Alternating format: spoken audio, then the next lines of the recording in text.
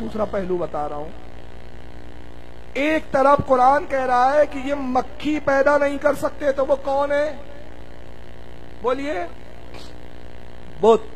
لیکن جب قرآن دوسری طرف اپنے محبوبوں کا ذکر کرتا ہے تو ان کا اختیار یوں بتاتا ہے اور واضح کرتا ہے کہ جو مکھی پیدا کرنے کی طاقت نہیں رکھتے وہ بت ہے.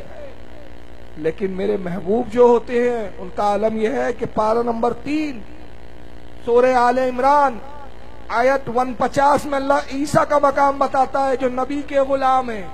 تو عیسیٰ کہتے ہیں انی اخلق لکم من الطین کہیئۃ الطیر فانفخ فیہ فیکون طائرا باذن اللہ. حضرت عیسیٰ کہتے ہیں میں مٹی کا ایک پرندہ بناتا ہوں اور پھر اس پرندے میں جب پھونک مارتا ہوں تو وہ اللہ کے حکم سے زندہ ہو جاتا ہے.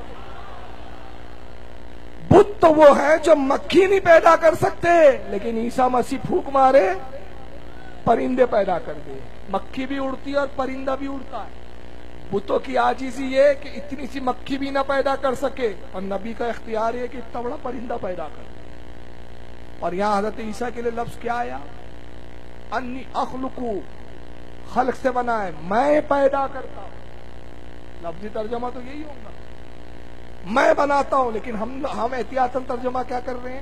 پیدا نہیں کر رہے، کیونکہ پیدا کرنے والا خالق اللہ ہی ہے. لیکن اللہ کے اختیار سے یہ بنا رہے ہیں. تو میں بناتا ہوں.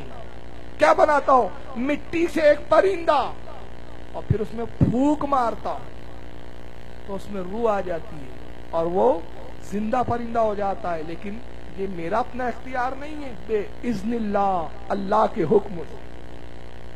تو عیسیٰ نے بتایا کہ انبیاء اور اولیاء کو یہ طاقت اللہ نے دی کہ وہ بے جانوں میں جان پیدا کر دے، اور بتوں کو طاقت نہ دی گئی کہ وہ مکھی بھی پیدا کر سکے. اور پھر آگے حضرت عیسیٰ کہتے وَأُبْرِئُ الْأَكْمَاهَ وَالْأَبْرَصَ وَأُحْيِي الْمَوْتَى بِإِذْنِ اللَّهِ. اور میں مادر ذات کوڑیوں کو اچھا کرتا ہوں، میں مادر ذات اندھوں کو بینائی دیتا ہوں، اور میں مردوں کو زندہ کرتا ہوں. وَأُحْيِي الْمَوْتَى، میں مردے جلا دیتا ہوں. اور یہ لا رہا ہے شہباز کو لا لو، یہ لا لو، فلانے بزرگ کو لا لو، ہم کو لا لو. میں کہیں نہیں پیدا کر سکتی. عیسیٰ کر رہے ہیں میں تو مردے جلا دیتا ہوں، مگر کیسے؟ بے اذن اللہ، اللہ کے حکم سے. اور آگے کیا کہتے عیسیٰ مسیح؟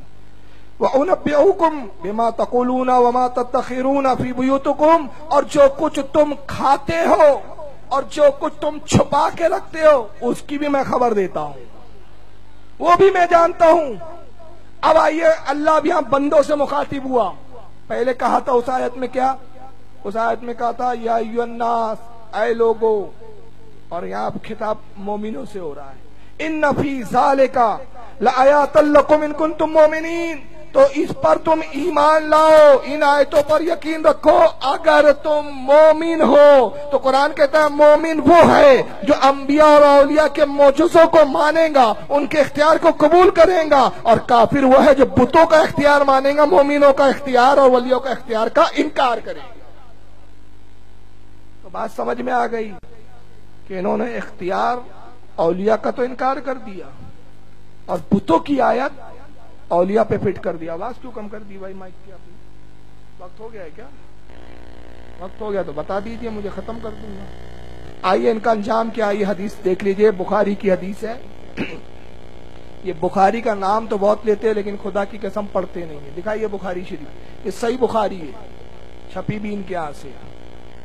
جلد نمبر 3 ہے، باب نمبر 1033.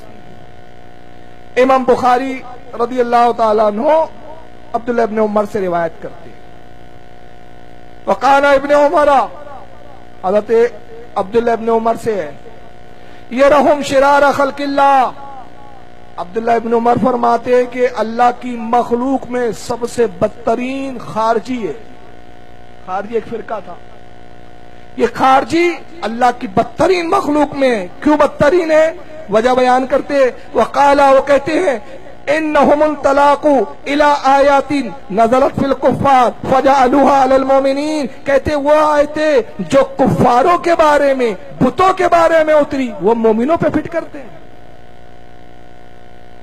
تو साहब रसूल ने बताया कि जो बुतों की आयतें वलियों पर फिट करे, मोमिनों पे फिट करे, वो बदतरीन मखलूक होता है। तो ये कुरान के नाम पे धोखे दिए जा रहे हैं, हदीस के नाम पे धोखे दिए जा रहे हैं। चलिए वक्त काफी हो गया, वरना मैं इंशाल्लाह मौका मिलता तो हदीस के ऊपर भी बताता, लेकिन सिर्फ एक आखिरी क्लिप बता के खत्म करूंगा। आवाज बहुत कम कर दिया इन्होंने, ऐसा इशारा हो रहा है शायद कि खत्म किया जाए। अच्छा जी जी, नहीं उनका प्रॉब्लम क्या मैं बता देता वाबियों का।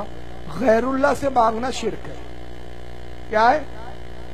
गैरुल्लाह से मदद मांगना, मगर या पुलिस अल मदद कहना है सवाब है। ये पहली बार नहीं हुआ, जहां भी मेरे जलसे होते पूरे वहां बड़े या पुलिस अल मदद नंगे हो रहे, या पुलिस अल मदद प्रोजेक्टर पे नंगे हो रहे, बचाओ।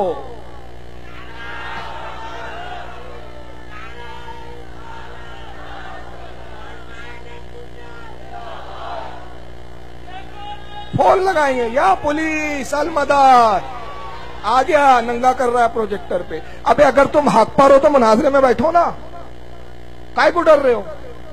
तुम्हारा मुल्ला बोलता हुआ मुल्ला दिखा रहा हूं। एक बात भी आप गवाह, एक बात भी बिगर हवाले के बोला हो तो बता दो। बोला है? इनका रद्द किया है तो हदीसों पेश की है, तफसीरें पेश की है, कुरान पेश किया है। एक बात मैंने अपनी तरफ से कहा तो फिर डरते क्यों? मक्कार फिरका है, छुपा छुपी, कोने में आओ, कोने में जाओ, कोने में आओ, कोने में जाओ, कोने में आओ, कोने में जाओ। ये सुन्नी है जो डंके की चोट पे मैदान में बोलता है। तुमको अभी तो यार मैं कुरान और हदीस पे बोल रहा हूं तो डर रहे। अभी तो मैंने बताया नहीं कि तुम कितने बड़े आतंकवादी हो। मैंने तो बताया नहीं कि दाइश तुम्हारी पार्टी है, अलकायदा तुम्हारी है, जैश मोहम्मद तुम्हारी है, तुम वो हो जो कब्रों को ढा रहे हो। ये तभी बताया नहीं मैंने। यही तो आतंकवादी लोग हैं। अरे हम सूफी लोग, सूफीज्म के मानने वाले, हम ख्वाजा के मानने वाले, हम गरीब नवाज के मानने वाले, ये आतंकवादी है। और जलसे को रुकवाने के लिए पुलिस को फोन करना, ये भी एक आतंकवाद है। क्योंकि गैरों को तकलीफ नहीं, तकलीफ इनको है।